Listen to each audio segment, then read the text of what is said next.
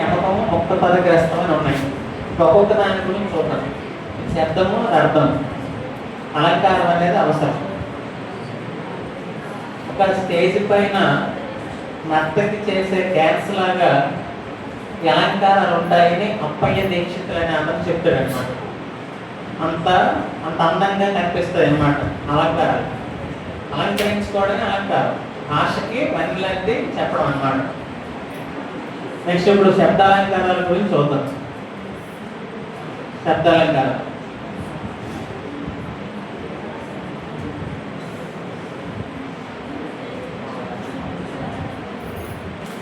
Only శబ్దాలంకారాల్లో మొదటిది ఏంటి? అనుప్రాస అలంకారం. శబ్దాలంకారాల్లో ఫస్ట్ మీరు దీన్ని ఫాలో అవుతుండాలన్నమాట. బోర్డు వెళ్ళిపోయేసరికి మళ్ళీ మర్చిపోకూడదు. శబ్దాలంకారాలు మూడవి: అనుప్రాస అలంకారం, యమకము, ముక్త పదగ్రస్తం. తర్వాత అర్ధాలంకారాలు అవి ఉపమ, ఉత్ప్రేక్ష, రూపక. ఇందులో ఇప్పుడు మనం ఫస్ట్ దాని గురించి మళ్ళీ చెప్తున్నాం. ఓకే, ఫస్ట్ ఏంటి ఇక్కడ? శబ్దాలంకారం. ఈ శబ్దాలంకారంలో ఫస్ట్ ఏంటి? అనుప్రాస అలంకారం. ప్రాస అంటే అర్థం ఏంటి అసలు? రైమింగ్. రైమింగ్ ఉండాలి. మాట్లాడితే రైమింగ్ ఉంటుంది అనమాట. ఓకే, ఈస్ట్ ఆర్ వెస్ట్, మా బాసు వెస్ట్ అన్నాం, అది ఒక రకమైన రైమింగ్ అనమాట, కనెక్టివ్. ఓకే, సో ఎప్పుడైతే ఈ ప్రాస ఉంటుందో అది క్యాచీగా ఉంటుంది. క్యాచీగా అంటే అర్థం ఏంటంటే ఈజీగా పట్టుకునేటట్టు, అర్థమయ్యేటట్టు, గుర్తుండిపోయినట్టు ఉండడం అనమాట. అలాంటి అనుప్రాసం అనమాట. అంటే ప్రాసని అనుసరించే అర్థం. అనుప్రాస అంటే అనుచరులు అంటాం అనమాట, అనుసరించేవాడు. అనుప్రాస అంటే రైమింగ్ని అనుసరించి ఉంటుంది. రైమింగ్ని అనుసరించి ఉండేది అనుప్రాస అలంకారం. ఈ అనుప్రాస అలంకారంలో మొదటిది వృత్యానుప్రాస అలంకారం. వృత్యానుప్రాస అలంకారం.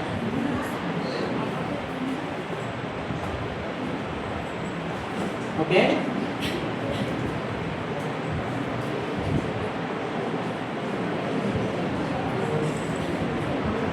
వృత్యానుప్రాస అలంకారం. ఇందులో చూస్తే ఏంటంటే ఇది ఏం చేస్తుందంటే ఒకే హల్లు పలుమార్లు ఆవులను మగుతారు.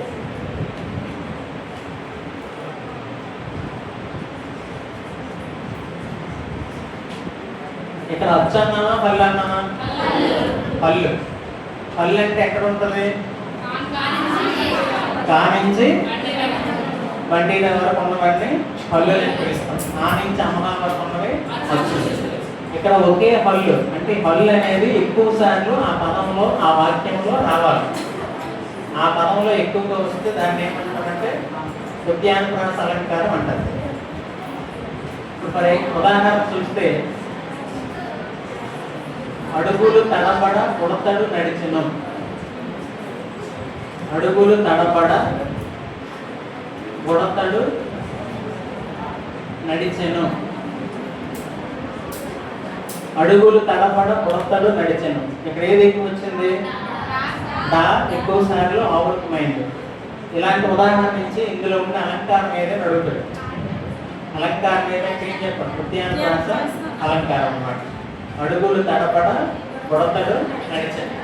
ఈ అడుగులు తడబడ ఉడతడు నడిచెను అన్నప్పుడు డా డా డా డా డాలు వచ్చాయి, ఎక్కువ సార్లు వచ్చింది.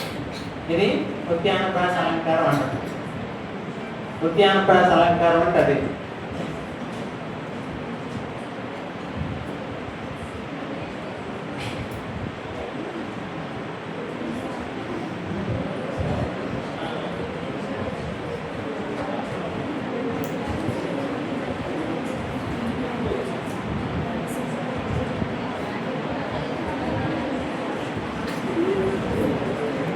ఓకే, ఇందులో ఇంకా ఉదాహరణ చూస్తే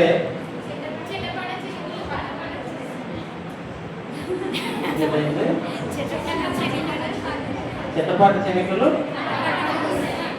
పటపట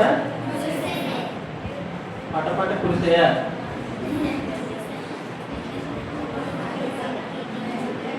ఓకే, చిన్నపడ్డ చినుకులు పడపడ్డ చూసాను. ఇందులో కూడా టా అనేది ఎక్కువ ఉంది. నా నాన్నని నేను అన్నాను, నేను అన్నానా? నా నాన్నని నేను అన్నాను, నేను అన్నాను. అదే నాన్న వస్తుంది.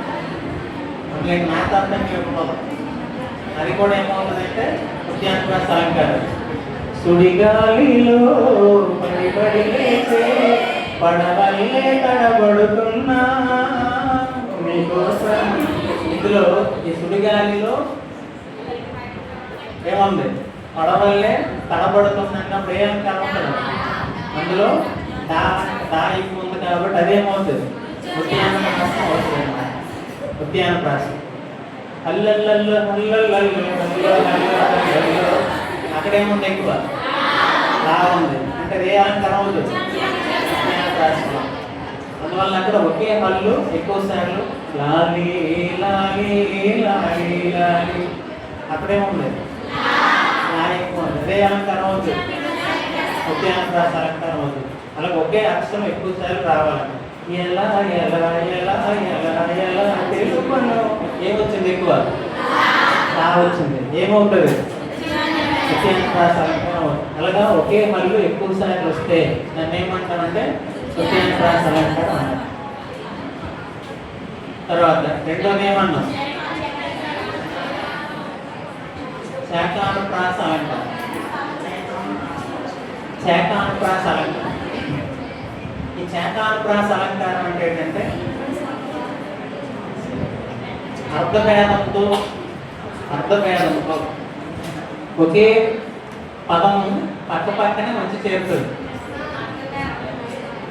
అర్ధభేదం ఉంటుందా?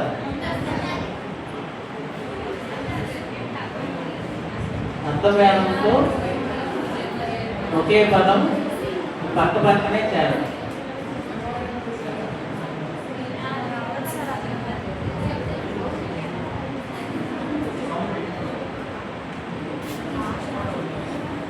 పక్కనే చేరడం శాకానుప్రాస అలంకారం అంటే. అంటే రెండు పదాలు ఒకేలా ఉంటే పక్క పక్కనే ఉంటే కానీ డిఫరెన్స్ ఉంటుంది. ఒకే పదం పక్క పక్కనే ఉంటే డిఫరెన్స్ ఉంటుంది. ఉదాహరణ, హారతి హారతి ఇచ్చెను. ఇక్కడ హారతి అనేది అమ్మాయి ఏమి ఇచ్చింది? హారతి ఇచ్చింది. రెండు ఒకే పదాలు కదా, పక్క పక్కనే ఉన్నాయి కదా, డిఫరెన్స్ ఉందా లేదా? డిఫరెన్స్ ఉందన్నమాట. అందువల్ల ఇది ఒక ఉదాహరణ. హారతి హారతి ఇచ్చిందండి. తర్వాత దానికి ఇంకొక ఉదాహరణలో అరటి తొక్క తొక్క రాదు. అరటి తొక్క తొక్క రాదు. తొక్క ఏంటో ఉంది, పడిపోతుంది, ముందు పడిపోతుంది. అందువల్ల అరటి తొక్క తొక్క రాదు. ఏంటి తొక్కలో ఎగ్జామ్ అనుకుంటున్నా? అరటి తొక్క తొక్క రాదు. జనవరి వరి పంట కోతకు వస్తుంది. జనవరి వరి పంట కోతకు వస్తుంది అంటే వరి ఉంటుంది అన్నమాట. జనవరి వరి అండి. ఓకే, నీటిలో తేలుతుంది. పక్క పక్కనే వస్తున్నాయి కానీ డిఫరెన్స్ ఉంటుంది, మీనింగ్లో డిఫరెన్స్ ఉంటుంది. అలాంటిది నీటిలో తేలుతుంది. ఇంకా మీరు ఒక ఉదాహరణ చెప్పండి. నందనందన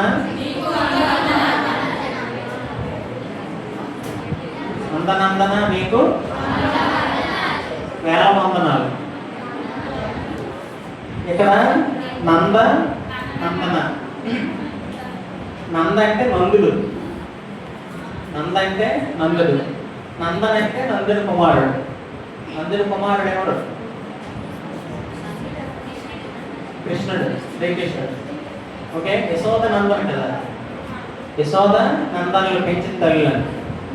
జన్మనిచ్చిన తల్లిదండ్రులు ఎవరు? శ్రీకృష్ణుడు.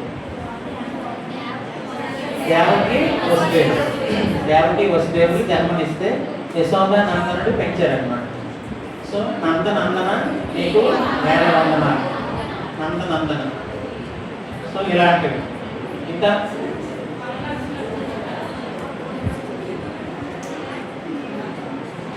ఇలాంటి ఎగ్జాంపుల్స్ మన పదాలు పెట్టి కూడా చెప్పవచ్చు అనమాట. ఇంకా నీలిమ, నీలిమ నీలి మబ్బుల వైపు చూస్తుంది. ఏమో ఎందుకు చూస్తాం అని తెలియదు. నీలి మబ్బుల వైపు చూస్తుంది. నీలిమ నీలి మబ్బుల వైపు చూస్తున్నాను అంటే ఒకే పదం అనేది పక్క పక్కన వస్తుంది. పక్క పక్కన వచ్చినప్పుడు అర్థంలో తేడా ఉంటుంది. ఆ అలంకారాన్ని ఏమంటాం? శాఖానుప్రాస అలంకారం అంటాం. ఫస్ట్ వే అలంకారం అనుప్రాస అలంకారం, మొదటిది ఉద్యానుప్రాస అలంకారం. ఉద్యానుప్రాస అలంకారానికి ఉదాహరణలు ఒకే పనులు పలుమార్లు రావాలి, ఎక్కువసార్లు రావాలి. ఓకే. శాఖానుప్రాసం అంటే రెండు పదాలు పక్క పక్కనే వస్తాయి కానీ మీనింగ్లోనే డిఫరెన్స్ ఉంటుంది. పక్క పక్కనే వస్తాయి శాఖానుప్రాసం. ఓకే. అబ్బాయిలు ఇప్పుడు వింటే తర్వాత బాగుంటాం. ఓకే. సో అందువల్ల ఈ విధంగా జరుగుతుంది. తర్వాత మూడో అనుప్రాస అలంకారం ఏంటి?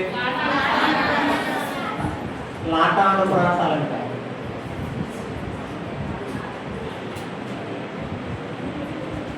లాటానుప్రాసం. ఈ లాటానుప్రాసం అంటే ఇక్కడేమో చూడండి, లాటానుప్రాసంలో లాస్ట్ వస్తాయి, రెండు పక్క పక్కన వస్తాయి, పక్క పక్కనే వస్తాయి. అండ్ తాత్పర్య భేదం ఉంటుంది. తాత్పర్యం బ్రేక్ అంటే దీనికి ఉదాహరణ కమలాక్షు నర్చించు, కమలాక్షు నర్చించు. నర్చించడం అంటే నర్చించు, కరములు కరములు.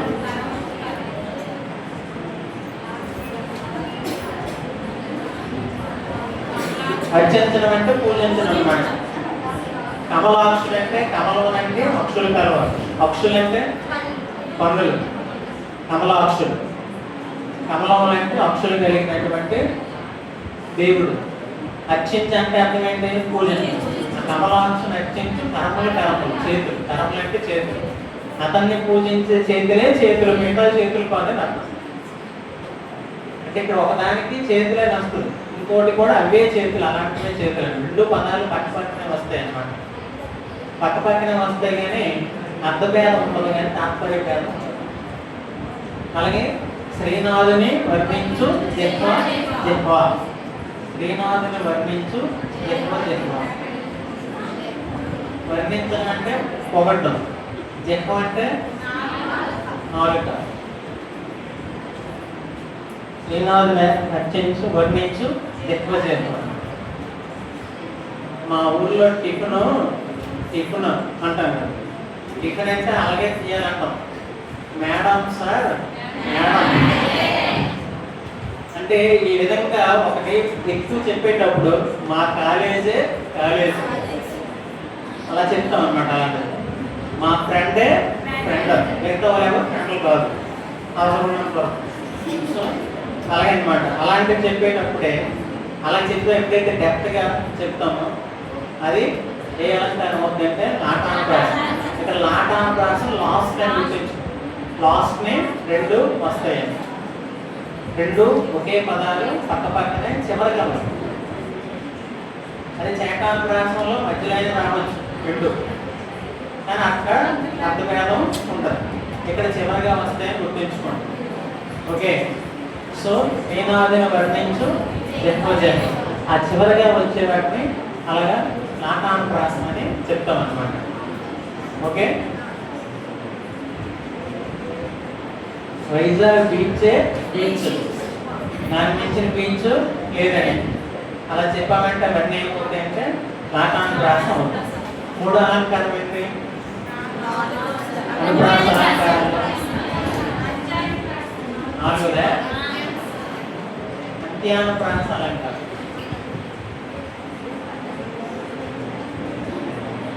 అంత్యానుప్రాస అలంకారం. అంత్యం అంటే ఏంటి? చివరి ఉండాలి. ఆ చివరిని ప్రాస ఉండాలి. మొదట లేకపోయినా పర్వాలేదు. చివరిని ప్రాస ఉంటే దాన్ని ఏమంటారంటే అంత్యానుప్రాస అలంకారం అని పిలుస్తారు. చివరిని ఉండాలి.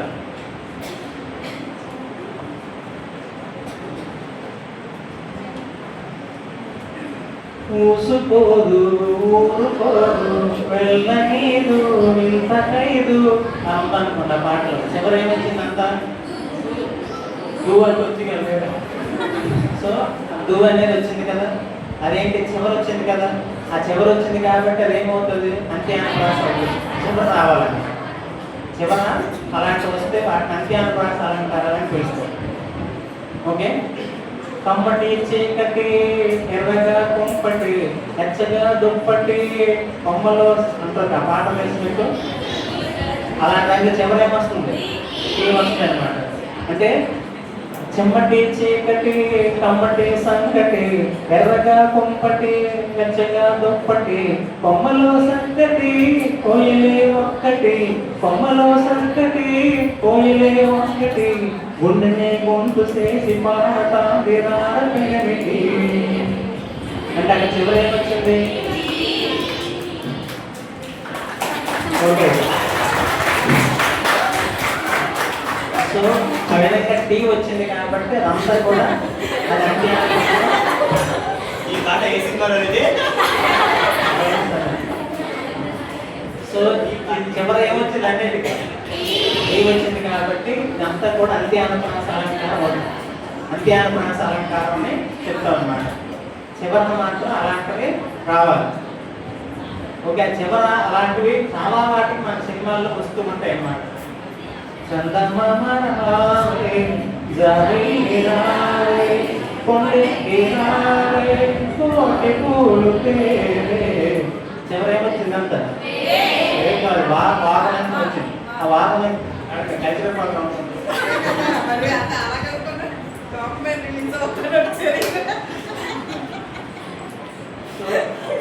ఆ చివర వాగు వచ్చింది కాబట్టి అంటే అంత్యానుప్రాసం అంటాం అన్నమాట. చందమామ రావే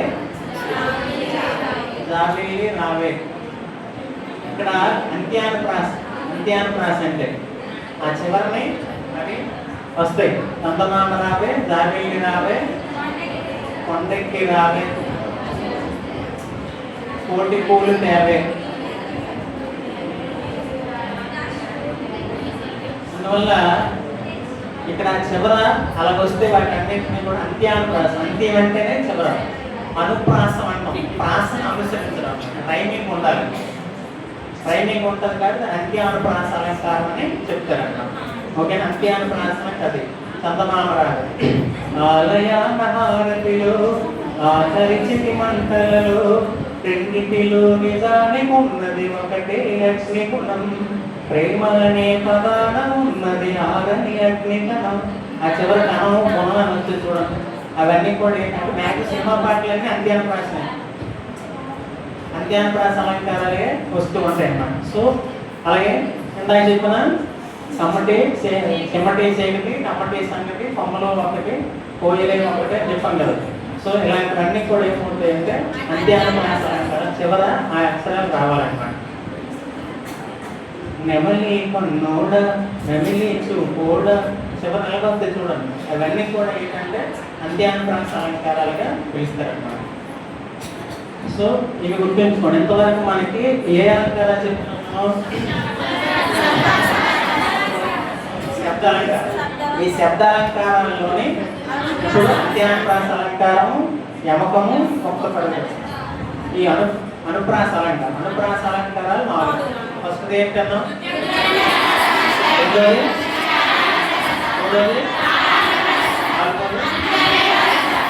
అడుగులు తడపడ బుడతలు నడిచిన అంటారు. Very good. హారతి ఇచ్చను ఏ అలంకారం? కమలాక్షు నచ్చించు కరములు లాటానుప్రాసం. అలాగే చందమామ రావే అదే అంత్యానుప్రాస. ఇది అనుప్రాస. అనుప్రాస అంటే ప్రాసను అనుసరించాలి. ప్రాస అంటే రైమింగ్ అన్నమాట. ఓకే, ఈ ప్రాసను అనుసరిస్తే దాన్ని ఏమంటామంటే అనుప్రాస. ఈ స్టార్ బెస్ట్, మరి బాస్ ఈజ్ బెస్ట్ అని ఇంగ్లీష్లో. అది బెస్ట్ బెస్ట్, ఇది కూడా రైమింగే. ఈ మధ్యనే కొన్ని కింద మీద ముగ్గు మా బాస్ ఇలాంటివన్నీ బాస్ డైలో వస్తున్నాయి కదా. ఇవన్నీ కూడా ఏమవుతాయి అంటే ఆటోమేటిక్ ఏమవుతాయి, ఇవన్నీ ప్రాసాలంకారాలు అవుతాయి, ప్రాసాలంకారాలు అవుతాయి. సో అందువల్ల ఈ ప్రాసాలంకారం అనేది, సో అక్కడ ఉద్యాన ప్రాస, చేకాన ప్రాస, ఆటాన ప్రాస, అంత్యాన ప్రాస, ఇవి అనుప్రాస అలంకారాలు. వీటన్నింటిలో మ్యాక్సిమం రైమింగ్ అనేది ఉంటుంది. ఓకే, ఇది శబ్దాలంకారంలో మొదటిది. తర్వాత రెండోది ఏంటమ్మా? రెండోది యమకం. యమకం, యమకాలంకారం. ఎందులోని అలంకారాలు ఎందులో చెప్తున్నాను? శబ్దాలంకారం. మొత్తం అలంకారాలు రెండు రకాలు, శబ్దాలంకారాలు, అర్థాలంకారాలు. శబ్దాలంకారాలు ఇవి అనుప్రాస, యమకము, ముక్త పలకరస. ఇందులోని యమకం అలంకారం. ఈ యమకం చూస్తే ఏంటంటే యమకంలో ఇక్కడ కూడా రెండు పదాలు వస్తాయి. చేకాను ప్రాసలు ఏం చెప్పాం మనం? ఒకే పదము పక్క పక్కనే గ్యాప్ లేకుండా వస్తుంది, అర్థం తేడా ఉంటుంది. హారతి హారతించను, హారతి హారతి పక్కనే ఉంటుంది కానీ తేడా ఉంటుంది. ఇక్కడ కూడా ఒక వాక్యం ఉంటుంది, రెండు పదాలు ఉంటాయి, మధ్యలో వేరే పదం దొరుకుతుంది. రెండు పదాలు ఉంటాయి కానీ ఇక్కడ కూడా అర్థంలో తేడా ఉంటుంది. అర్థంలో కూడా ఇక్కడ కూడా తేడా ఉంటుంది. ఇప్పుడు ఉదాహరణ చెప్పి మీకు అర్థం అవుతుంది. మానవ, ఆ ప్రయత్నం మానవ. ఇక్కడ మానవ మానవ వచ్చింది, అక్కడ చేకాన ప్రాస ఏమొచ్చింది? హారతి హారతించను, అరటి తొక్క తొక్క రాదు, తొక్క తొక్క పట్టు వచ్చేది. అలాగే నీటి పైన తేలు తేలుతుంది, అవి చేకాన ప్రాస అంటారు. పక్కనే ఉంటాయి కానీ డిఫరెన్స్ ఉంటుంది. ఇక్కడ కూడా రెండు అర్థాలు వచ్చాయి, ఇక్కడ రెండు అర్థాలు వచ్చాయి. మానవ, ఆ ప్రయత్నం మానవ. ఇక్కడ మానవ అంటే మనిషి. నేను ఎవరో ఒక మనిషి గురించి మాట్లాడుతాను. మానవ, ఆ ప్రయత్నం నువ్వు మానవ అంటే అబ్జర్వ్ ఆత్వ. ఇక్కడ రెండు అర్థాలు, రెండు పదాలు వచ్చాయి లేదా? పదాలు వచ్చే కానీ డిఫరెన్స్ ఉందో లేదా? మధ్యలో ఏముంది? ఇక్కడ వ్యవధానం ఉంది. వ్యవధానం అంటే గ్యాప్. వ్యవధానం అంటే గ్యాప్ అనమాట. అంటే ఒకే రకమైన రెండు పదాలు అవధానంతో వ్యవధానంతో రావడం. వ్యవధానం అంటే గ్యాప్. వ్యవధానంతో ఆ వాక్యంలో రావడం. ఆ వాక్యంలో రావడాన్ని ఏమంటారంటే యమకం అని పిలుస్తారు. వ్యవధానంతో రావాలి, వ్యవధానం.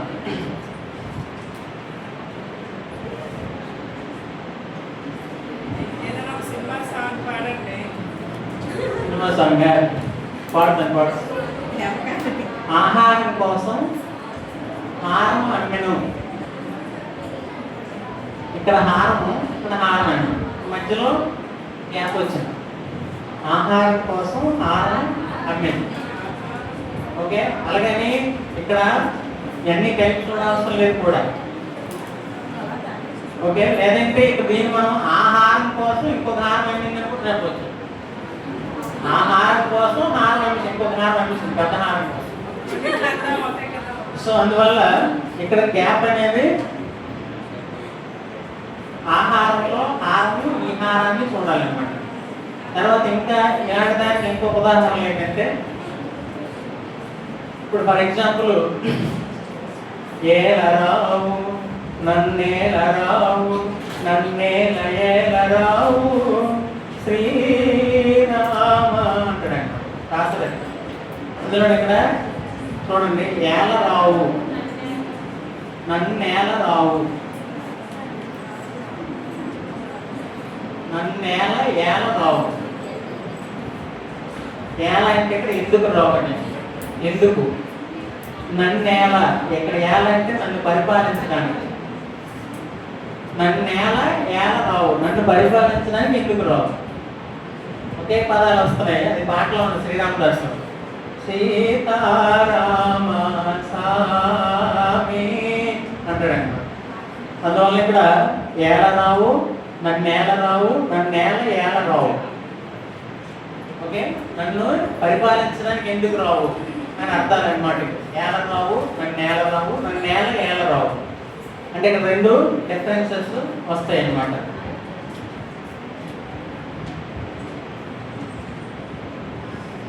నా ప్రతి ఒక్కరికి పంచాను, లేదా నేను రాసిన ప్రతి అని కూడా చెప్పచ్చు. నేను రాసిన ప్రతి ఒక్కరికి పంచాను అన్నాడు. ఇక్కడ ప్రతి అంటే ఒక సంచిక,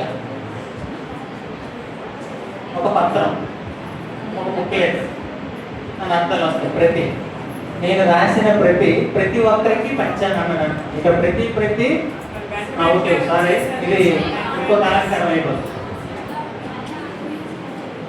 చేకాన్ ప్రాసం అయిపోతుంది. చేకాన్ ప్రాసం అయిపోతుంది. ఓకే, ఏల రావు, నన్ను నేల రావు, నన్ను నేల ఏల రావు ఆ పక్క పక్కనే ఉదాహరణలు వస్తాయి, అది గుర్తుంచుకోండి.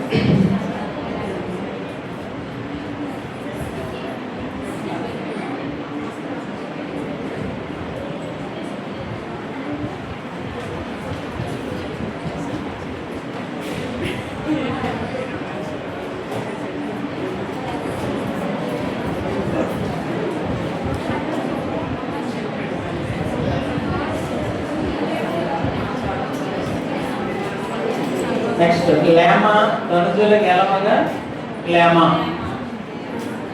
లేమ ధనుజులు గెలవగా లేమ అంటే అర్థం ఏంటి? ధనుజులు అంటే రాక్షసులు, ధనుజులు అంటే రాక్షసులు. సో లేమ ధనుజులు గెలవగా లేమ అంటే మనము వెళ్ళలేమా, వాళ్ళు గెలవలేమా అని అర్థం అనమాట. ధనుజులు గెలవగా లేమ. తర్వాత ఇందులోనే ఇంకొక ఎగ్జాంపుల్, నమ్మకంలోనే ఆ సైనిక నికాయము కాయము మరచి పోరాడుతున్నది.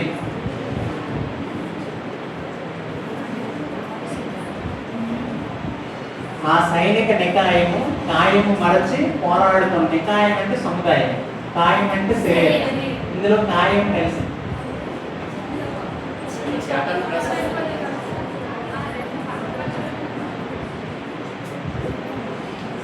ఇవన్నీ చేకాన్ ప్రయాసం అయిపోతున్నాయి కదా. ఒక పక్క నిమిషం.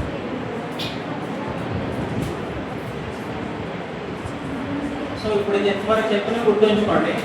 అవి ఏంటంటే పక్క పక్కనే ఒక వాక్యంలో రెండు ఉంటాయి. అవన్నీ కూడా అంటే ఇందాక చెప్పాను కదా, మానవ ఆ ప్రయత్నం మానవాళి. తర్వాత అలంకారం ఏంటంటాం? ముక్త పదగ్రస్తం.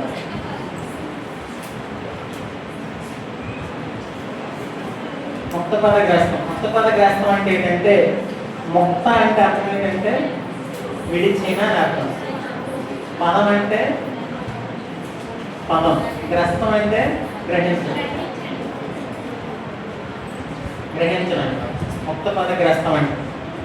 ముక్త పదగ్రస్తం అంటే విడిచిన పదాన్ని మరలా గ్రహించాలి. విడిచిన పదాన్ని మరలా గ్రహించడాన్ని ముక్త పదగ్రస్తం అని పిలుస్తారు. ఈ విడిచిన పదాన్ని మరలా గ్రహించడానికి ఎగ్జాంపుల్ ఏంటంటే మన అంత్యాక్షరి అయినప్పుడు ఏం చెప్తాం? ఆ చివరి పదాన్ని నుంచి మిగతాకేమో ఇంకో పాట పాడుతున్నారు. సో ఆ విధంగా అంత్యాక్షరి దీనికి సంబంధించింది. Antakshari best example. దీనికి ఉదాహరణ గోదావరి గట్టు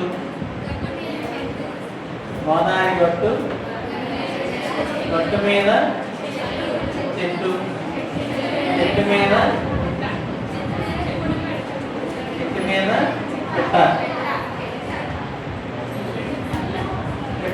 ఏదో చేసింది మొత్తం.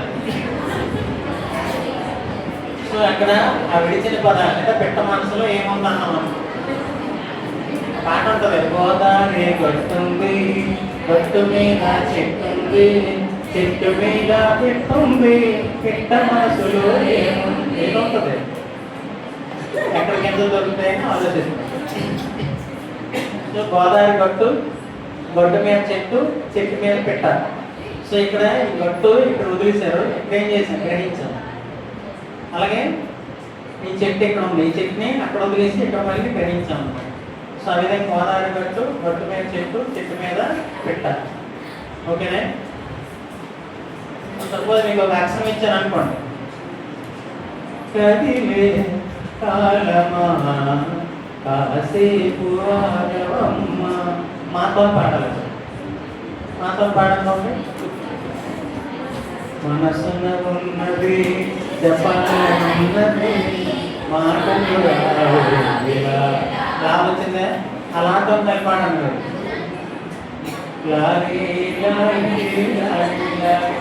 మళ్ళీ రావచ్చు, ఆరాధన పాడాలి. నన్ను చేరి పంపించేది మొదటి రావచ్చింది. రాతం పాడండి, రాతం పాడాలి. రామ్మ చిలకమ్మ ప్రేమ మొలకమ్మ రాధమ్మ, మళ్ళీ మా వచ్చింది. ఆ మాత్రం మళ్ళీ పాడాలి. మల్లెల వాన మల్లెల వాన మన సంత మధుమాసంలో విరబూసే, మళ్ళీ నా వచ్చింది. మళ్ళీ నాన్నకు ప్రేమ. ఓకే, అందువల్ల ఈ చివర వచ్చే పదం మళ్ళీ స్టార్టింగ్ పదం అవ్వాలి. స్టార్టింగ్ పదం అయ్యి అలా వెళ్తూ ఉంటే అది ముక్త పదగ్రస్తం అని అంటాం. ముక్త పదగ్రస్తం. సో ఈ ముక్త పదగ్రస్తం అంటే ఆ ఒరిజినల్ పదం మళ్ళీ మొదటి పదానికి స్టార్ట్ అవ్వాలి. అలా వెళ్తూ ఉంటే ముక్త పదగ్రస్తం. ఇప్పుడు ఈ అలంకారాలు అంటే ఏ అలంకారాలు ఇవి? శబ్దాలంకారం. సో ఈ శబ్దాలంకారాలంటే శబ్దం అనేది ఖచ్చితంగా ఉంటుంది, తర్వాత దానికి ఏమంటే అర్థం ఉంటుంది అన్నమాట. సో ఈ శబ్దం అనేది ఉంటుంది.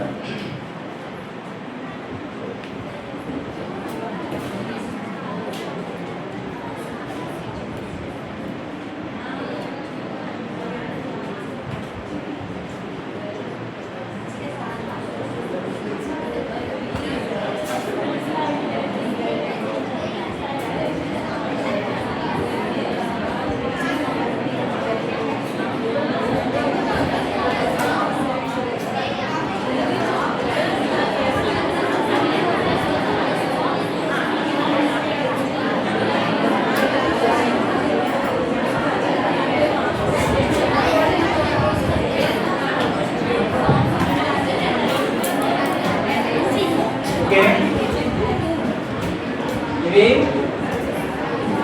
శబ్దాలంకారాలు అన్నమాట.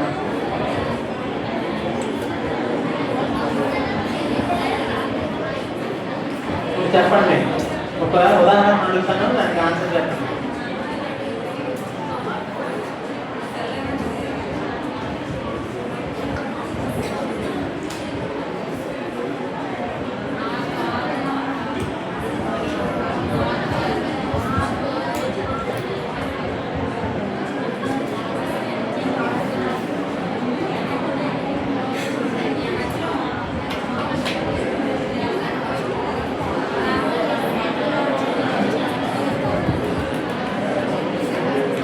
తోరణము మాతో రథానికి సిద్ధంగా ఉంది.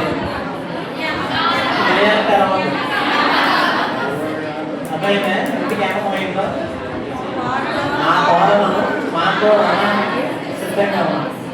సో ఇక్కడ తోరణం వచ్చింది, ఇక్కడ కూడా తోరణం వచ్చింది. కానీ మధ్యలో మా అనేది ఎక్స్ట్రా వచ్చింది కాబట్టి అదేమవుతుంది, ఇందాక చెప్పింది ఆ సైనిక నికాయము కాయము మరచి మాతో పోరాడుతున్నదంటే సైనిక నికాయం అంటే సముదాయం, కాయం అంటే శరీరం. తెలుసు కదా, కాయం అంటే శరీరం అని.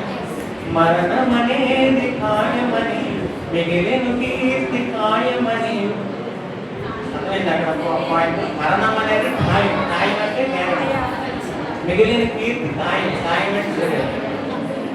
నీ బరువు నీ బరువు మోసేది.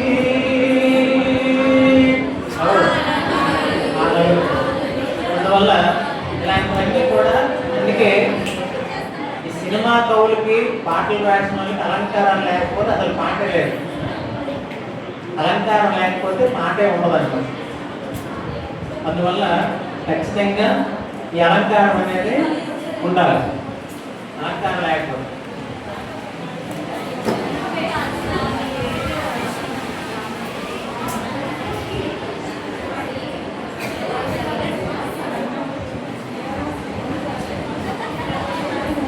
వర్ష వర్షంలో తెలిసింది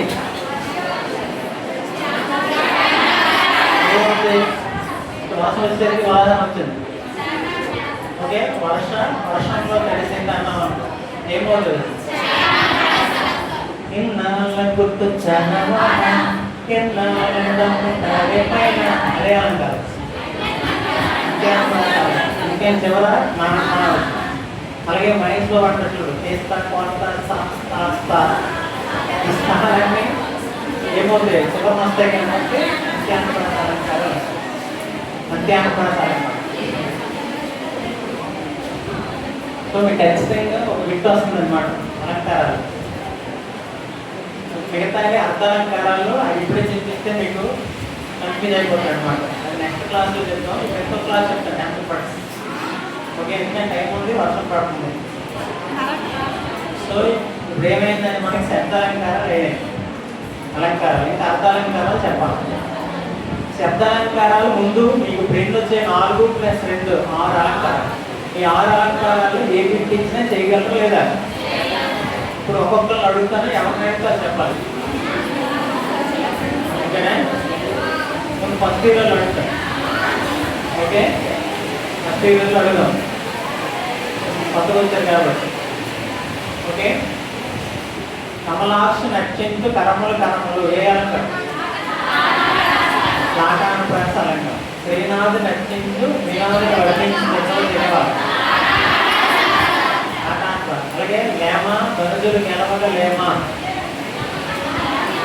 అదే అంటారు వెరీ గుడ్ ఏంటది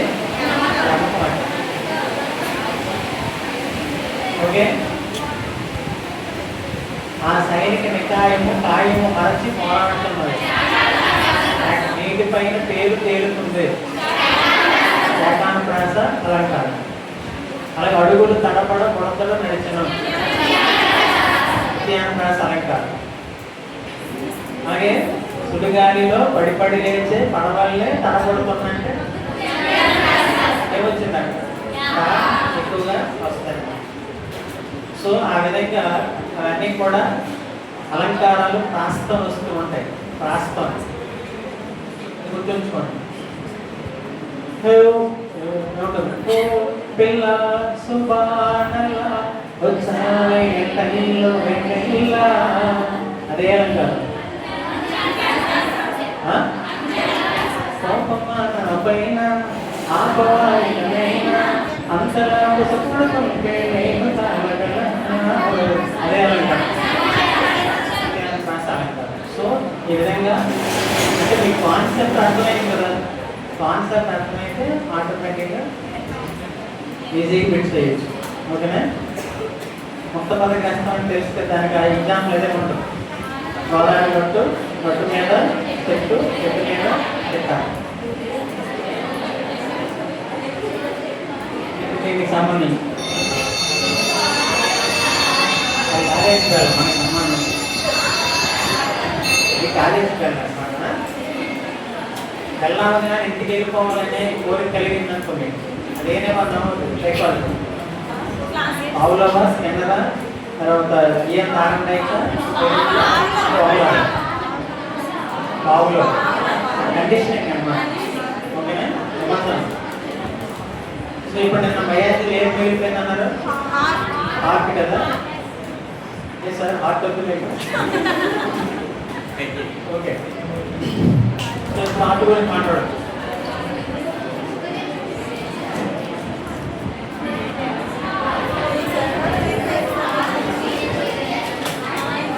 ఏ పావు గంట ఉంటుంది అంతే పావు గంట ఉంటుంది మన అయితే అరగంట అవుతుంది అంతే అందువల్ల ప్రాబ్లం లేదు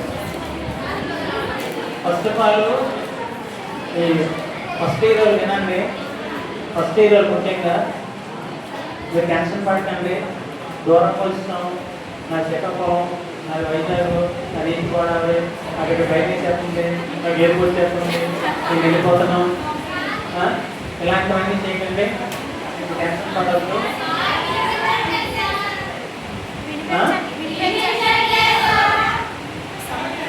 వినిపిస్తుంది ఇప్పుడు బుర్ర ఉందా ఏమన్నా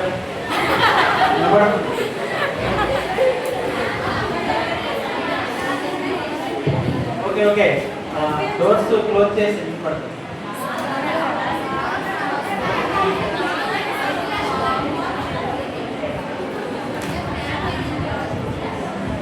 అంజలి ఎలా రియాక్ట్ అయ్యో పిల్లగానే వినపడుతుంది అనే. అందువల్ల జాగ్రత్త వినండి. ఇక్కడ హార్ట్ అనమాట.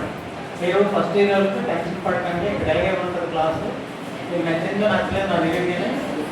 ఓకే, మీరు ప్రశాంతంగా చదువుకోవడానికి బాగుంటుంది. మీ సీనియర్స్ని అడగండి. సీనియర్ అసలు మీకు బోర్డు చెప్తారు. వాళ్ళకి బోర్డు నాలెడ్జ్ ఉంది, అది బట్టీలో చెప్తాం. మీకు డౌట్ వస్తే మీరు వాళ్ళని అడగవచ్చు. వాళ్ళు కూడా మీకు హ్యాపీగా ఉంటారు. మీరు టెన్షన్ పడకుండా హ్యాపీగా ఉండండి. సరదాగా చదువుకోండి. కష్టపడి చదవడానికి ఇష్టపడి చదువుకోండి. ఇక్కడే ఉండండి. వాళ్ళు ఏం చెప్పారు వెళ్ళిపోకండి. వెళ్ళిపోతే ఎక్కడికి వెళ్ళిపోతే ఎవరు. ఓకే, కష్టపడండి, ఉద్యోగం వస్తుంది. తర్వాత హార్ట్ ఎక్కడ ఉంటుంది?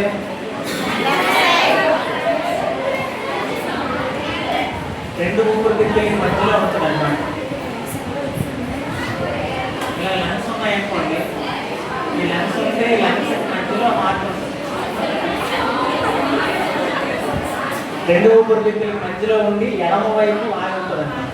ఎడమ వైపుకు వాలి ఉంటుంది. ఓకే, అందువల్ల కొంచెం స్లోప్గా లెఫ్ట్ సైడే ఉంటుంది అన్నమాట హార్ట్.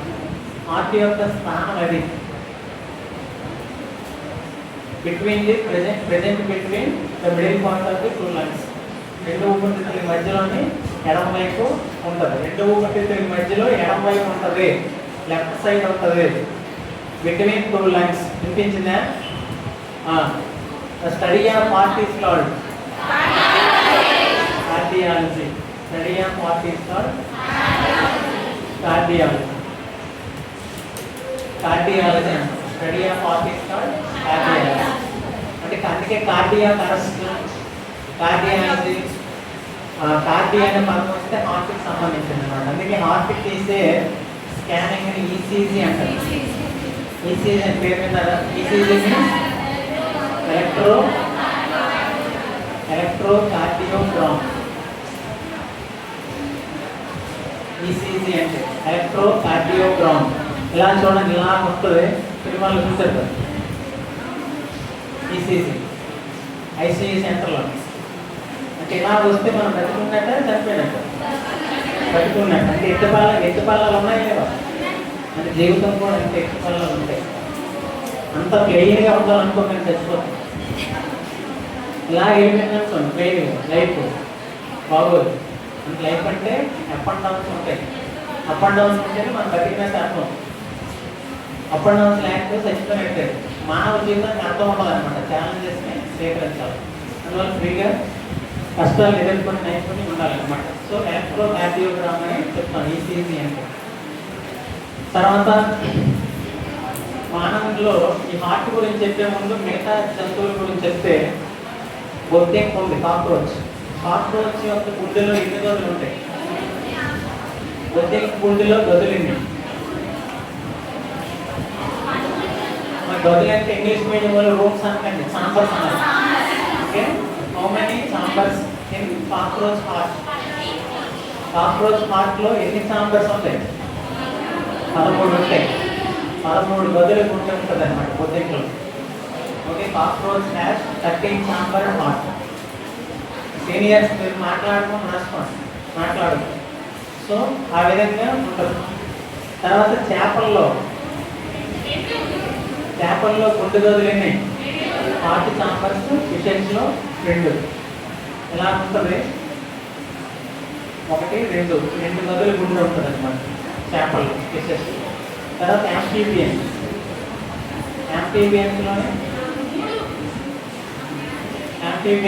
3 గదులు ఉంటాయి. ఆ 3 గదులు ఉంటే ఇలా ఉంటుంది అనమాట. 1, 2 ఉంది, ఇక్కడ 3వ గది ఉంటుంది. అంటే ఇక్కడ గది అంటే అర్థమైంది. చాంబర్ అంటే పై గదిని ఏమంటాం? కర్ణిక. పై గదిని టెర్మిక్ అంటారు. టెర్మిక్ అంటే ఏంటంటే ఇంగ్లీష్లో ఆరికల్ లేదా ఏట్రియం. ఏట్రియం అంటాం. పై గదిని ఏట్రియం అంటాం. ఏట్రియం. కింది గదిని వెంట్రికల్ అంటాం. వెంట్రికల్ అంటే జఠరిక. వెంట్రికల్ అంటే జఠరిక. So one atrium and one ventricle present in fishes heart. Two atriums and one ventricle present in amphibian heart. Amphibians example ఏంటంటే frog అన్నమాట. కప్ప. కప్పలో 3 గదులు ఉంటాయి. అలాగే రెప్టైల్స్ తీసుకొని అనుకోండి. రెప్టైల్స్ అంటే సరీసృపాలు అంటారు. సరీసృపాలు అంటే అర్థం ఏంటంటే సరీసృపాలు అంటే పాము, దొంగ, బల్లి, మొసలి, కోసరవెల్లి, అనకొండ, ఈ పైతాను ఇవన్నీ కూడా, అలాగే ఉడుము, తొండ ఇవన్నీ కూడా ఏంటంటే సరీసృపాలు అవుతాయి. ఈ సరీసృపాల యొక్క గుండెలోని ఎన్ని గదులు ఉంటాయంటే సరీసృపాల్లో అంటే పాము అనుకోండి. బెస్ట్ ఎగ్జాంపుల్ పాము. ఈ పాము లాంటి జీవులు అనమాట. పాము, బల్లి, తొండ, మొసలి, తాబేలు ఇలాంటి వాటిలో ఇక్కడ క్లియర్గా డివైడ్ అవ్వదు. సో దీన్ని ఏమంటామంటే ఇన్కంప్లీట్ ఫోర్త్ ఛాంబర్డ్ హార్ట్ అని పిలుస్తారు. Incomplete fourth chambered heart. Incomplete fourth chambered heart present in reptiles. Reptiles అంటే సరీసృపాలు. ఎగ్జాంపుల్ పామ్ అండ్ రాస్తుంది, స్నేక్లో. కానీ దీనికి ఒక ఎక్సెప్షన్ ఉంటుంది. ఎక్సెప్షన్ అంటే సరీసృపాలకే చెందుతుంది, కానీ 4 గదులు ఉంటాయి పూర్తిగా. Although it is belongs to reptile, but it has complete 4-chambered heart. That is called crocodile. మొసలి. మొసల్లో మాత్రం 4 గదులు ఉంటుంది. మొసల్లోని 4 గదులు ఉండే ఉంటుంది మొసలు.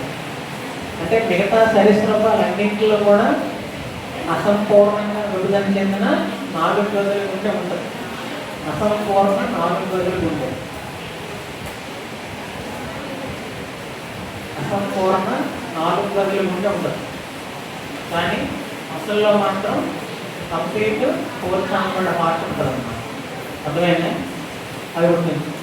తర్వాత సరీసృపాల తర్వాత బర్డ్స్, పక్షులు.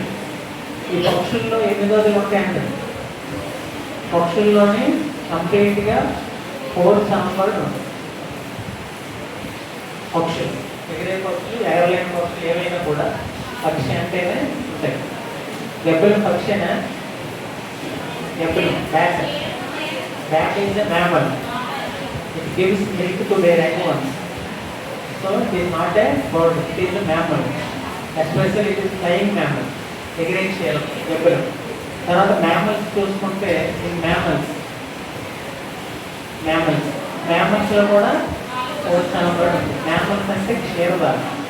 క్షీరదాలు అంటే పిల్లలకి పాలించే జంతువులు. పిల్లలకి పాలించి పెంచే జంతువుల్ని క్షీరదాలు అంటారు. సో మ్యామల్స్ అనే పిలుస్తారు. So mammals have 4-chambered heart. Mammals have 4-chambered heart. అందువల్ల సరీసృపాల్లోని అసంపూర్ణ 4 గదులు. 4 గదులు ఉన్నవి ఏంటి అంటే బర్డ్స్ అండ్ మ్యామల్స్. సో ఇక్కడ ఆఫ్రికల్లో ఎలాగిస్తారంటే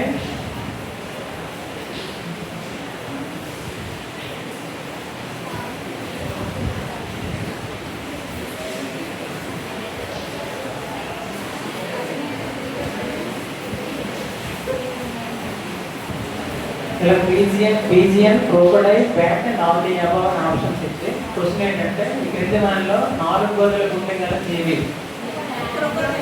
ఆన్సర్ ఏంటి? క్వశ్చన్ అర్థమైంది మీకు? ఈ క్రింది దానిలో 4 గదులు గుండె గల జీవి ఏది? ఇవన్నీ అవుతాయి కదా. ఎందుకంటే పావులు అంటే పక్షే కదా. పక్షుల్లో 4 అని చెప్పాను కదా. మొసలు అంటే ఇందాకే చెప్పాను 4 ఉంటాయి. ఎదురు అంటే క్షీరదం కదా, మరి పైగా అవుతాయి కదా. మరి క్రోకోడైల్, పీజియన్ ఇలా ఎందుకు? బిట్టు ఎలా వస్తుందో కూడా చెప్తాం మేము. చదవడం ఒక ఎత్తు, బిట్టు చేయడం అసలైన ఎత్తు. బిట్టు ఎలా వస్తుందో కూడా తెలియాలి. ఆప్షన్స్ ఇవ్వాలి, ఆన్సర్ రాబట్టాలి. ఓకే, సో అందువల్ల పవరు మొసలి డెబ్బెలు పైన అయినప్పుడు 4 రోజులకు ఉంటున్నప్పుడు ఇవన్నీ చెప్పాలి. సో ఆ విధంగా ఉంటాయి. ఎందుకంటే డెబ్బెలు క్షీరం మొసలి శరీరంలో ఎక్సెప్షన్ అదే పవరు పక్షి. అలాగే గుండె గదులకు సంబంధించి పై గదులు ఏమన్నాం టెర్మినల్, కింది గదులు ఏమన్నాం వెంట్రికల్, ఆరికల్స్ ఆర్ ఏట్రియమ్స్, తర్వాత వెంట్రికల్స్. సో ఇప్పుడు మానవుడి యొక్క గుండె చెప్పే ముందు మీకు ఆల్రెడీ రక్తనాళాలు చెప్పాను. రక్తనాళాలు అంటే బ్లడ్ వెసల్స్, ఆర్టరీస్, వెయిన్స్ ఉంటాయి. ఇందులో వెయిన్స్ ఏం చేస్తాయి? Veins they collects the impure blood from body to the heart. శరీర భాగాల నుంచి చెడు రక్తాన్ని సెకండ్ అయిన అమ్మాయిలో please listen to me. Okay, so ఇక్కడ ఏమవుతుందంటే శరీర భాగాల నుంచి చెడు రక్తాన్ని గుండెకి తీసుకొచ్చేవి ఏవి అంటే ఏవేవి? సిరలు అంటే వెయిన్స్. అలాగే గుండె నుండి మంచి రక్తాన్ని శరీర భాగాలు తీసుకుపోయేవి నమల్లో, ఆర్టరీస్. అందువల్ల వెయిన్స్ ఆర్టరీస్ రెండు ఉంటాయి. వెయిన్స్ ఆర్టరీస్ అంటే ఇంప్యూర్ బ్లడ్ ఎందులో ఉంటుంది? వెయిన్స్లో. ప్యూర్ బ్లడ్ ఎందులో ఉంటుంది? ఆర్టరీస్. కానీ ఇంప్యూర్ బ్లడ్ని ప్రసరించే ఒక దమన ఉంటుంది. యాక్చువల్గా ఆర్టరీస్ అంటే ప్యూర్ బ్లడ్, కానీ అందులో ఎక్సెప్షన్ ఉంటుంది అనమాట. ఇంప్యూర్ బ్లడ్ని తీసుకుపోయే దమనేది అంటాడు. ఇంప్యూర్ బ్లడ్ని తీసుకుపోయే దమనేది పల్మనరీ ఆర్టరీ. పల్మనరీ ఆర్టరీ అంటే కుబుస దమని అంటాం. అంటే అన్ని దమనలు కూడా మంచి రక్తాన్ని కలిగి ఉంటాయి, కానీ చెడు రక్తాన్ని కలిగి ఉన్న ఏకైక దమన ఏదంటే కుబుస దమని. So pulmonary artery, that is only one artery circulates or transfers impure blood. In the same way, all veins carries impure blood. All veins carries impure blood, but only one vein carries pure blood. That is pulmonary vein.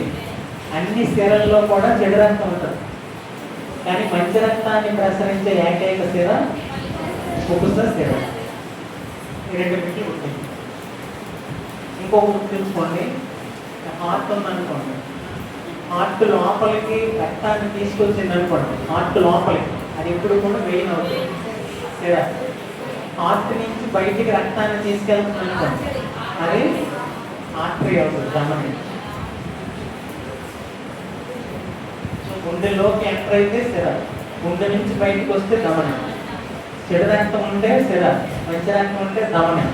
ఆ సిరల్లోని మంచి రక్తం ఉండేది కుబుస సిర, ఈ దమనంలో చెడు రక్తం ఉండేది pulmonary కుబుస దమని. Okay, ఇది కాన్సెప్ట్. సో ఈ విధంగా రక్తనాళాలు, రక్తము, హృదయం యొక్క నెక్స్ట్ స్ట్రక్చర్ అనమాట. హృదయం బరువు ఎంత? మానవుడి గుండె బరువు ఎంత? మానవుడి గుండె బరువు 300 గ్రాములు. Human heart weight 300 grams. కేజీలు ఎంత? 300 గ్రాములు ఉంటాయి. తిమింగలం గుండె బరువు ఎంత? మనకెన్ని ఉంటుంది? తిమింగలం అంటే బ్లూ వేల్ హార్ట్ వెయిట్ ఎంత?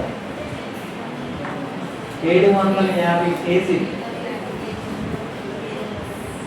గ్రాములు కాదు, కేజీ. 750 కేజీ బరువు ఉంటుంది తిమింగలం. అందుకే భూమి మీద లేదా నీటిలోనైనా అతిపెద్ద, భూమి మీద అనకుండా నీటిలో అతిపెద్ద జంతువు ఏదంటే బ్లూ వేల్. మామూలుగా అతిపెద్ద జంతువు ఏదంటే బ్లూ వేల్. భూమి మీద అతిపెద్ద జంతువు అడిగితే భూమి మీద అతిపెద్ద జంతువు, largest animal on the earth. Answer ఏంటి? ఆఫ్రికా ఏనుగు. African elephant. భూమి మీద. అదేంటంటే భూమి మీద కదా సముద్రాలు ఉన్నాయంటే అది వేరే విషయం. So African elephant is the largest animal on the earth. Earth అనకుండా నీళ్ళు అనకుండా అతిపెద్ద జంతువు అన్నాడు అనుకోండి, తిమింగలమే రాయాలి. నీరు అడిగి అతిపెద్ద జంతువు అడిగిన అనుకోండి నీటిలో బ్లూ వేల్ రాయాలి. ఓకే, బ్లూ వేల్ బరువు ఎంత తెలుసా? బ్లూ వేల్ బరువు 150 టన్నులు. టన్ను అంటే ఎన్ని కేజీ? 1000 కేజీ. ఒక మెట్రిక్ టన్ అంటే టన్ అంటే 1000 కేజీలు. ఓకే, మెట్రిక్ టన్ అంటే ఆ పేరు వచ్చింది ఎప్పుడే విన్నారా? మెట్రిక్ టన్ అంటే 1000 కేజీ. ఓకే, టన్ అన్నా మెట్రిక్ టన్ అన్నా ఒకటే, 1000 కేజీ. అందువల్ల ఇక్కడ ఇది 150 టన్నులు బరువు ఉంటుంది. టన్ను 1000 కేజీలు అన్నాం. 150 ఇంటూ 1000 ఎంత? 1,50,000 కేజీలు ఉంటుంది. 1,50,000 కేజీలు అన్నమాట దీని బరువు. ఓకే, 1,50,000 కేజీలు ఉంటుంది తిమింగలం. 35 మీటర్ల పొడవు ఉంటుంది. 35 మీటర్ల పొడవు ఉంటుంది. మీరు వెళ్ళి డాడీ ఐ వాంట్ బ్లూ వేల్, మన పక్కన ఉన్న పొలంలో పెంచుకుందాం, తీసుకురావా, బర్త్డేకి ఇంత అడిగే వాళ్ళు ఈ పొలం పట్టదాం. మన పెద్ద చెరువు కూడా పట్టదు. పెద్ద ఉన్న కూడా 2-3 సార్లు తిరిగేసరి చెరువులో నీరు బయటకు వచ్చేద్దాం. అందుకే దీనికి సముద్రాలే ఉండాలి. అదే సముద్రంలోనే ఉంటుంది బ్లూ వేల్ పెద్దది. 150 టన్నులు అంటే తక్కువ కదా. 1,50,000 కేజీలు, 35 మీటర్లు కూడా దాని ముందే కూడా 750 కేజీలు. అంటే మన 70 మేకపోతులు వేస్తే అంత పెద్దది ఉంటుంది తిమింగలం. ఇది ఎంత పెద్ద తిమింగలం ఉంది కదా.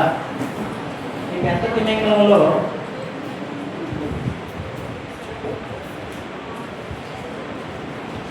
ఇవి ఆప్షన్స్. క్వశ్చన్ ఏంటంటే తిమింగలం యొక్క హార్ట్ బీట్ ఒక నిమిషానికి ఎంత? తిమింగలం హార్ట్ బీట్ పెర్ మినిట్. ఇది ఆప్షన్స్ 72, 7, 46, 1200.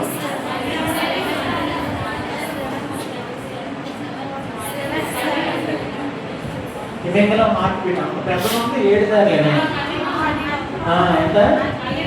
1200 తప్పు. So answer 7. ఓకేనా? మళ్ళీ అసలు పెద్దలు కాబట్టి తిరగదు, కొట్టుకోలేనమాట. అది గుర్తుంచుకోండి. సో 750 కేజీలు ఉన్నటువంటి హార్ట్ నిమిషానికి 7 సార్లు కొట్టుకోండి. ఇక్కడ ఆప్షన్స్ అన్నిటికీ బిట్లు ఉన్నాయి. సబ్మెరీన్ ఎవరు? Human beings. Ladies, gents. ఎవరికి ఉంటే లేదని కొట్టుకుంటారు. నథింగ్ బట్ పురుషుల మీద మామూలుగా. కాకపోతే ఇక్కడ ఇద్దరికి సమానం చెప్పుకోవాలి సబ్జెక్ట్ కాబట్టి. సో 72 సార్లు కొట్టుకోండి. 46 సార్లు ఎవరికి?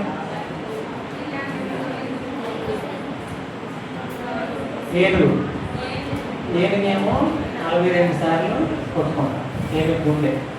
Elephant heart beats 46 times per minute. ఈ 1200 సార్లు కొట్టుకుంటూ ఉంది. అదేంటంటే పోయెటిక్ బర్డ్. పోయెటిక్ పక్షి అని ఉంటుంది.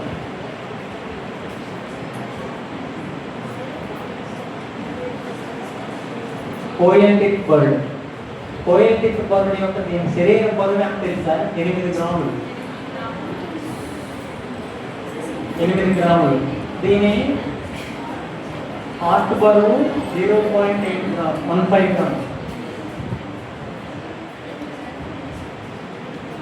0.15 గ్రామ్స్. 0.15 గ్రామ్స్ అన్నమాట. ఇలాంటి పోయెటిక్ బర్డ్ నిమిషానికి ఎన్నిసార్లు కొట్టుకుంటుందంటే 1200 సార్లు కొట్టుకుంటుంది. ఓకేనా? కాకపోతే అత్యన్న పక్షి హమ్మింగ్ బర్డ్. హమ్మింగ్ బర్డ్ పోయెటిక్ పక్షి కాదు. హమ్మింగ్ బర్డ్ అత్యన్న పక్షి. The smallest bird in the world is humming bird. Humming bird. So ఈ విధంగా ఈ రోజుకి మన హార్ట్ దాని యొక్క స్ట్రక్చర్ చెప్పుకున్నాము. కానీ సర్క్యులేషన్ అనేది ఒక ఉంటుంది, చాలా ఇంపార్టెంట్. అదే మీరు ఫ్రెష్ మైండ్తో వినాలి, తర్వాత చెప్పుకుందాం. అదైతే సర్క్యులేషన్ అంటే ఏంటంటే 4 గదులు రక్తం ఎలా వస్తుంది, ఎలా వెళ్తుంది, ఎలా తీసుకుంటుంది, ఏ విధంగా జరుగుతుంది సర్క్యులేషన్ ఉంటుంది. ఈ రోజుకి ఇది చాలా. Okay, thank you.